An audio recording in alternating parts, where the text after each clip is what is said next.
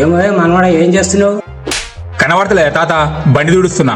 నీకు software job ఇప్పిస్తా.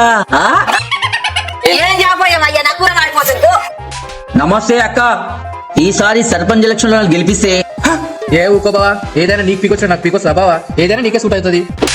ఏ చిక్కి చిక్క చిక్కి చిక్క చిక్కి చిక్క. ఏం దండలేమో అన్న, అడగతిలో ఒకటే తక్కువ ఉంది ఈ సెంటర్ పెట్టుకున్నాక. అవునా, మంచిది.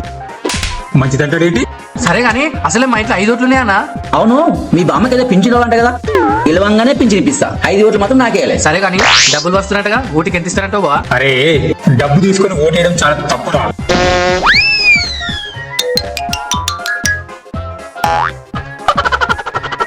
చట్టాసం పల్దన సొద్దా ముక్ చూదానా.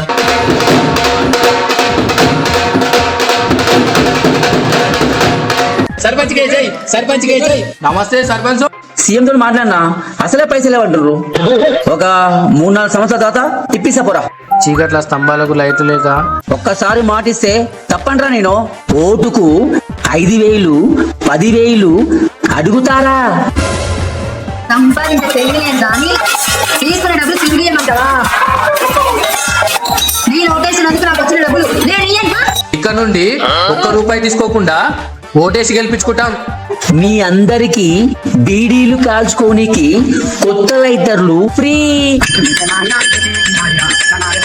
మీ అంగీలకు గుండీలు ఫ్రీ. సర్పంచ్ కే జై, సర్పంచ్ కే జై, సర్పంచ్ కే జై.